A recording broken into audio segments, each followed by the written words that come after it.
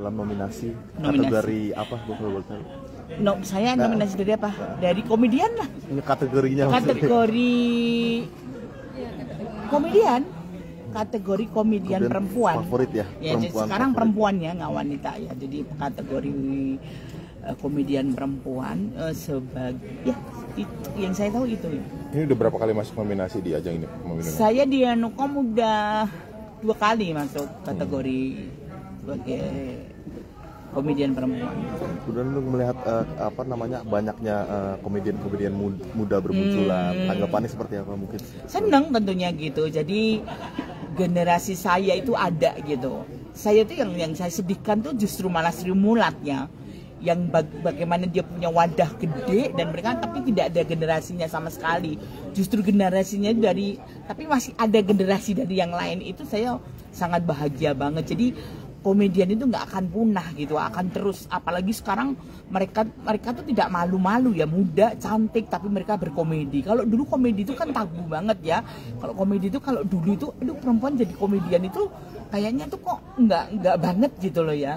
Komedi itu ya cowok gitu, tapi sekarang dengan munculnya mereka tuh tidak tidak menjaga image, tidak yang jadi mereka tuh memang bener-bener berkomedi gitu loh. Dan saya sangat seneng kalau ada regenerasi saya gitu, dan saya anggap ya mereka sudah mampu semua untuk berkomedi. Tapi kunci eksistensi Bunda Nunung gimana sih, mungkin bisa sampai di titik sampai sekarang gitu masih eksis? Ya memang sekarang mempertahankan itu yang paling sulit ya. Kalau saya mungkin udah menjadi seorang Nunung itu memang ya berpuluh-puluh tahun menjadi seorang Nunung. Tapi mempertahankan itu memang paling sulit. Jadi ya sekarang itu ya saya itu selalu membuat cuman satu, attitude. Ya attitude itu sangat penting banget ya buat kita berkarya apa aja ya. Mungkin bukan di bidang kesenian aja ya. Terus bertanggung jawab ya, terus membuat nyaman. Jadi saya itu selalu ya kalau yang mereka rasakan ya, mungkin mereka rasakan semua. Saya selalu membuat nyaman mereka.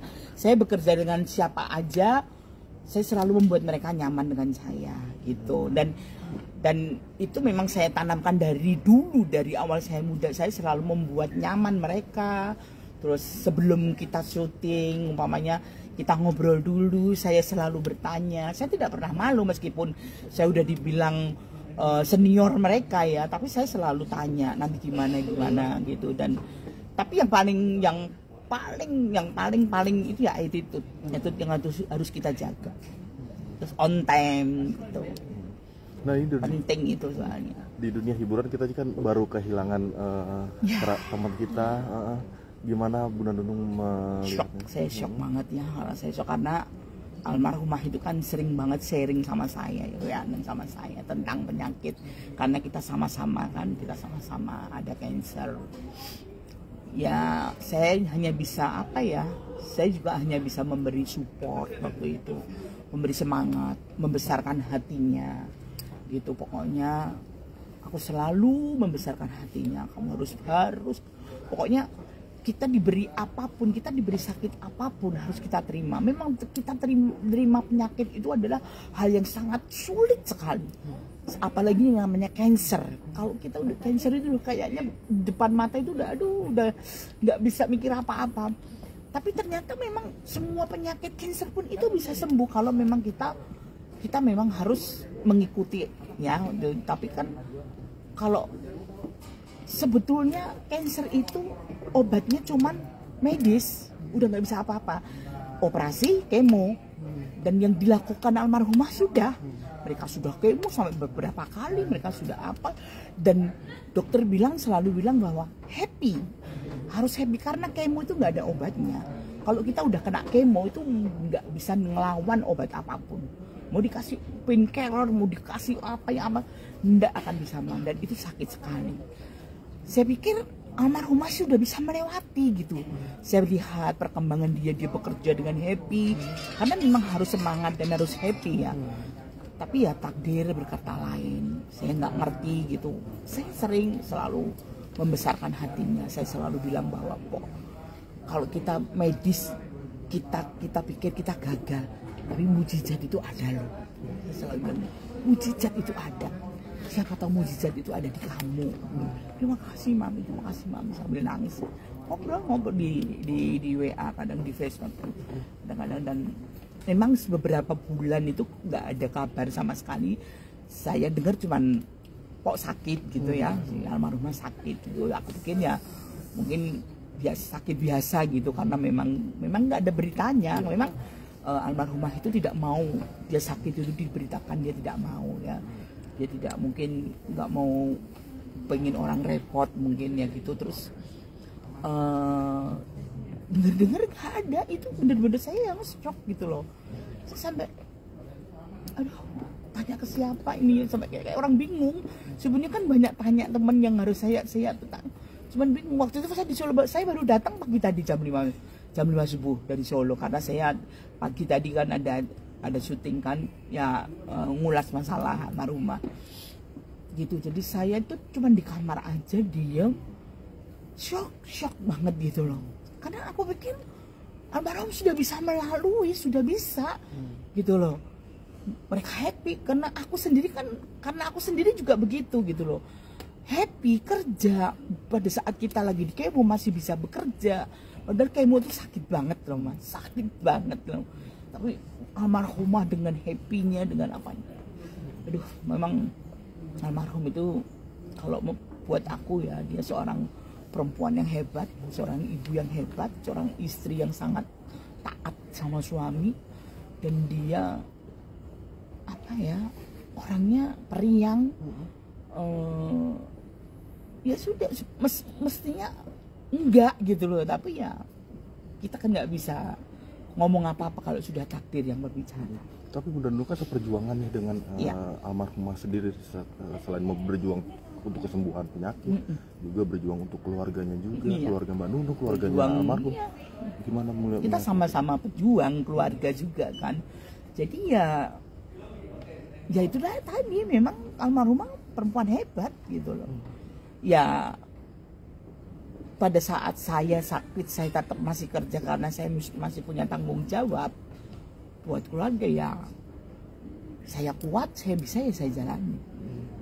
Tapi update kesehatan Bunda Nunung sekarang seperti apa? Udah alhamdulillah kan gini, saya kan sudah 4 tahun ya. Jadi kata dokter, kalau dokter itu bilang kalau sudah 5 tahun sudah bisa dibilang survivor ya. Tapi kan ya saya masih, apalagi dengan dengar kejadian Alfa nggak ada itu, saya shock lagi. Terus terang saya down lagi gitu. Terus tapi ya saya nggak boleh saya harus nggak boleh down ya, walaupun ya boleh lah saya sedih, saya boleh, tapi nggak mau berkelanjutan. Karena saya percaya bahwa almarhumah di sana sudah di tempat yang paling enak. Saya percaya bahwa almarhum husnul khotimah dan surga di tempatnya. Artinya kalau belum 5 tahun belum bisa dikatakan survivor. Berarti ada kekhawatiran nggak Bunda Nunung? Kalau kekhawatiran, cemas, terus itu masih ada.